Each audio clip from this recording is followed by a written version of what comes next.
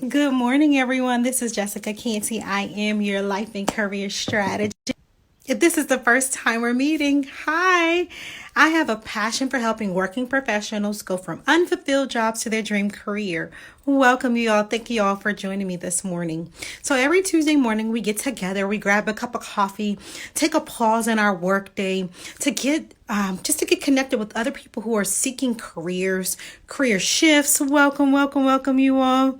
For those who want to make some changes in their career, maybe you want to have a higher salary. Maybe you want to make sure that you get high scores on your performance evaluation. So we just kind of get together on Tuesday mornings, grab a cup of coffee. If you don't have coffee this morning, I've already had my coffee, so I've got my water this morning, and we chat about where we are in careers and what we want to see out of our careers. So this morning, I want to ask the question. Here it is.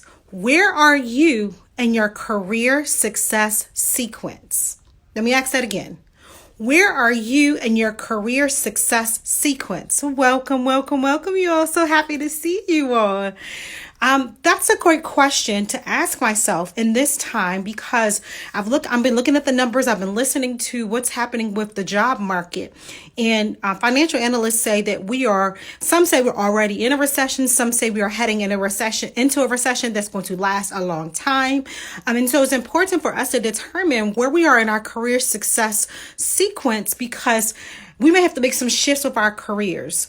I was listening to I guess it was like a radio piece. It wasn't necessarily a podcast, but they were talking about how there's this big boom in tech industry in light of the global pandemic, but that it might burst.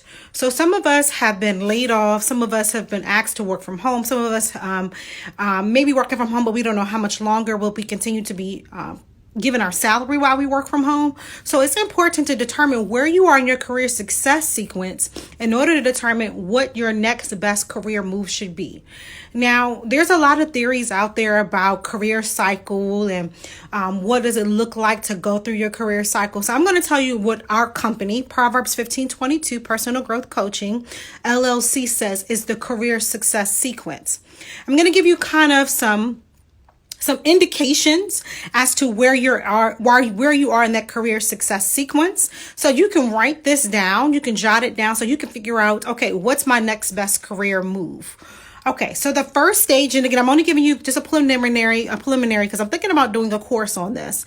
If that sounds good to you, make sure you send me a message and say, Jessica, do that sequence, the career success sequence workshop. I'm thinking about doing that as well. Or you can show me some love.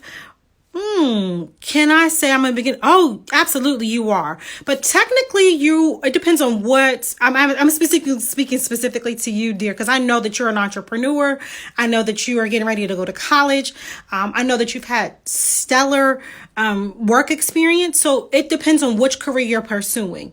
So let's say for political science, you are in your exploration phase, and I'm gonna talk a little bit about that so that you can get an entry-level position. But you have intermediate experience. So sometimes we might get a mixed bag of it. I'm really grateful that you asked that question because sometimes we get a mixed bag of experience, and that really helps us to determine what our next best career move would be. So the 4 stages we're going to talk about today is exploration, entry level, intermediate, and experienced. Okay? So exploration is, I'm trying to figure out what it is, and it's a career success sequence because at any given moment, you can be at any given stage of it, and you might find yourself repeating and going around depending on where you are in your career. Let me give you an example of that. I share often that when I was in the 3rd grade, I was determined to become a mortician. So I spent years exploring different funeral practices, how different cultures honored their dead. Years. From 3rd grade to 12th grade, I was reading books, taking trainings, anything I could absorb, I wanted to explore. So maybe that's where you are. You're in the exploration phase where you are. I'm talking about everybody in the community. Maybe you're the type of person that's like, this really seems interesting to me. Even Even now, sometimes I feel like I'm in exploration stage of it, because I even looked at a training called a death doula training. I looked at having an internship at a funeral home that my family frequently uses. And so that's the exploration phase. I'm soaking up everything I can. Sometimes you can be an intern in this exploration phase because you're kind of figuring out, is this really the career I want? You may even be kind of dabbling in something where it may not be a paid experience. But it is something that you're gaining experience, you're gaining exposure, you're gaining connections. So that's what's happening in exploration phase. But in order for them to move from exploration to entry, you have to make a determination. This is what I want with this career. This is what I want with this particular passion of mine. So I move from exploration to entry when I say, okay, this is the goal. You've picked your job descriptions. You know what title you want. You know where you want to live and work. So exploration is a lot of ideas, a lot of dreaming, a lot of vision, but you don't really start putting pen to paper and gaining traction until you make a determination that this is what you want to be. That's why I say sometimes internships can be exploration, because you only get a taste of that particular career. You get a taste of how they operate, things like that. But until you make a determination, okay, this is what I want to pursue, you're not in entry-level position. Here's the thing I also want to mention is that this is no particular age group. So you can be 50 years old in exploration phase. Welcome, you all. Welcome. You can be 18 and be in an experience phase. So it's really not age specific. It's really about your connection to that specific career goal. Okay. So again, exploration, you can be 50. And I'm going to tell you what I mean by that in a moment when I take you through this career success sequence. Okay. So entry level position means now I'm getting into the career. Okay. It might be reflective in your salary. It might not be the highest salary offering. So what does that mean? You know, when you apply for a position, they'll say, okay, we'll pay you between $10,000 and $30,000. So entry, you might be like right at that sweet spot of $10,000, $15,000. Whereas someone who is more intermediate, phasing out, would get that higher portion of the salary range. Entry level, this is the time to really monopolize on the strength of your executive board. If you haven't heard about what I mean by your executive board, you don't have to be an entrepreneur to have an executive board, but everybody should treat their career as if it's a business, and you need to have an executive board. Check out my videos on YouTube. Check out my most recent IGTV that I have with one of the members of Cubicle Country that is on right now to learn the members. The members of your executive board are going to be your role model, your mentor, your sponsor, and your coach. So in your entry level, you want to solidify them, because if you want career success, you want to make sure that you establish that in your entry level. In the exploration phase, you might have a role model, you might have a mentor, but until you really know what you want to do, you're not going to have the right people in position, because your role model may be for some financial goal you have, but it may not be to help you to become a doctor. So you really want to be specific about who's on your executive board. In entry level, this is where my old mentor used to say, this is where you cut in your teeth. You know, babies cut their teeth and it's uncomfortable. They may cry a bit. It may be some discomfort. They may have some tummy troubles. It's the same thing with entry level. This is that grind period. That grind period where you are making connections, establishing yourself as a professional. You might be doing some tasks in your job description where it says as needed. So you might be the person that's going to go get the coffee, but pay attention to how they're behaving in that meeting.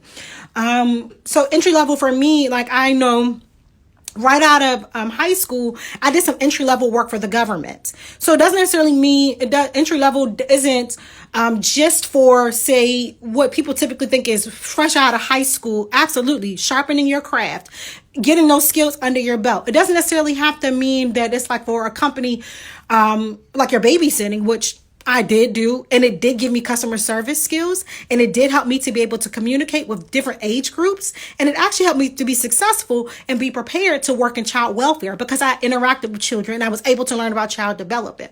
So don't ever negate any experience that you had.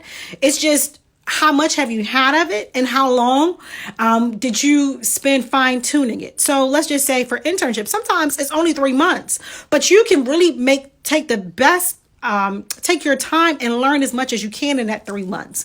I will be asking questions, sitting in meetings. I will ask, can I just come along? Can I see some files? Can I see how you all write that? Because I would make that 3 months an accelerated college course for myself for that career. Now, when you're past the entry level and more into intermediate, you've got some skills under your belt. It doesn't necessarily mean years, but because we know sometimes you can have in a semester, you can learn a lot about one particular profession. So it doesn't have to be years. In one semester of an internship, you can learn the ins and outs of an agency. You can learn the ins and outs of how a daycare runs because you've been there for several days a week for several months.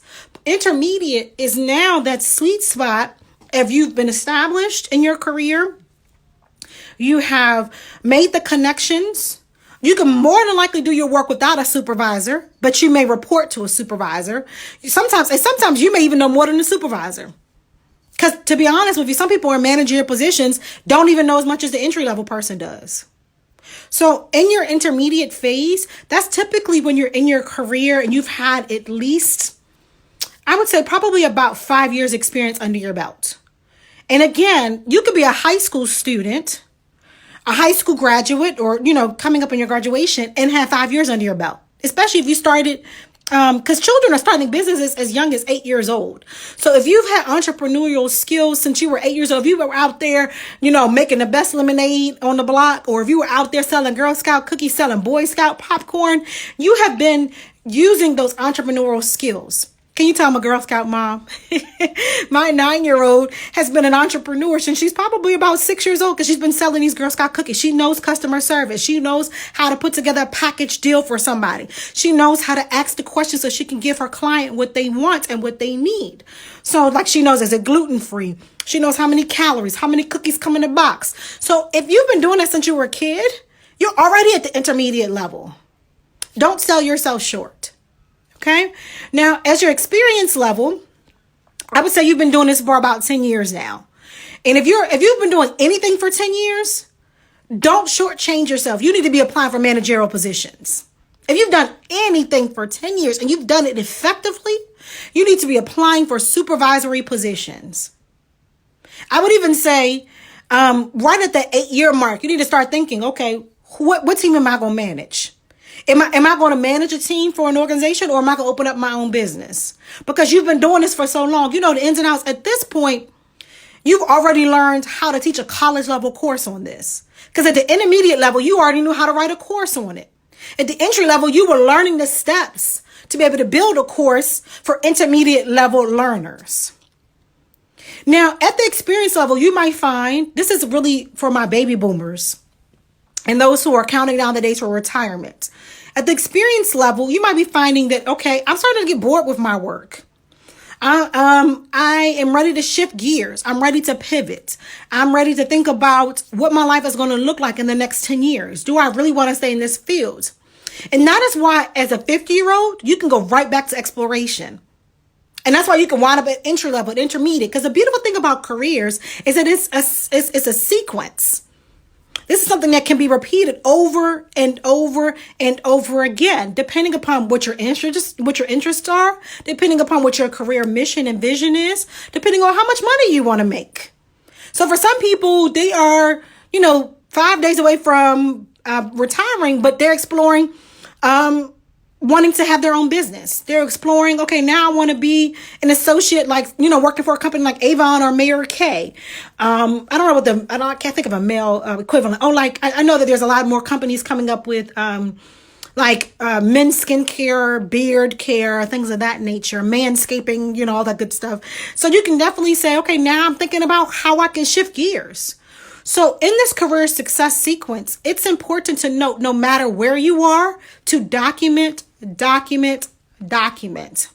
What do I mean by that? Every day, you should be documenting some step you took towards your career goal, something you explored, something you listened to, someone you spoke to. Every day you should be documenting it. Exploration, entry level. Okay. So the 4 stages is exploration, entry, intermediate, and experienced.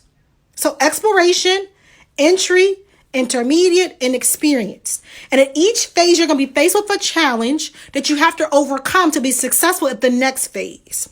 So exploration, you got to make a commitment. Entry, you got to, cut your teeth, get the grind so you can get the experience. Intermediate, you got to make a determination. Do I want to be stagnant in my career, or am I ready to move to that next stage?